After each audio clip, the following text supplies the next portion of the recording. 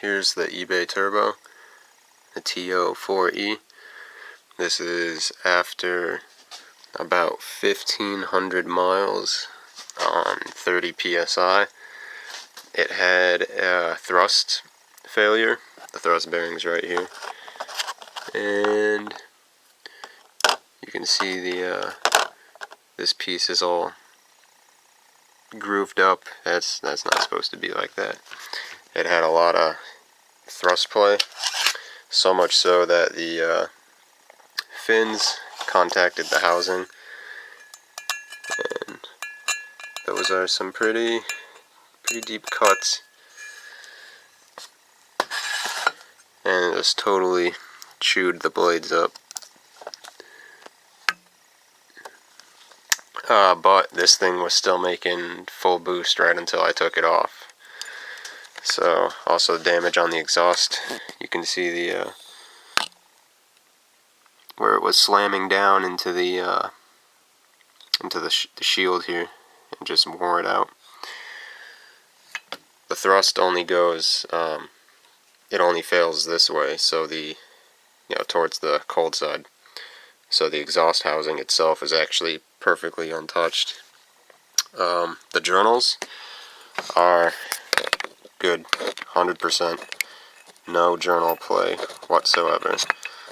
So I already replaced the thrust washers, which is why they're right here and not in the turbo.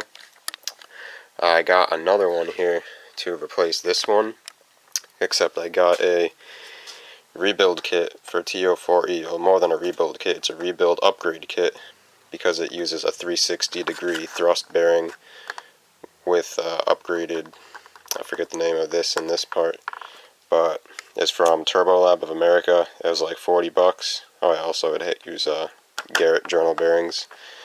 So this right here has the Garrett journal bearings with the upgraded 360-degree thrust and the upgraded thrust other pieces. So I'm curious to see how long this one's gonna last. But so yeah, this one, I took the old parts out of this one and threw them in here. We'll see what it does. Except the journals. The reason those look brand new is because they are the brand new ones right out of here. Like I said, these ones were good even after 1,500 miles on 30 PSI. The journals were good, so I didn't even replace them. Sort of realize that I'm starting to get to the power levels where the Chinese stuff just isn't going to have the reliability that I want anymore. So I do have a whole set H1C right here all ready to go.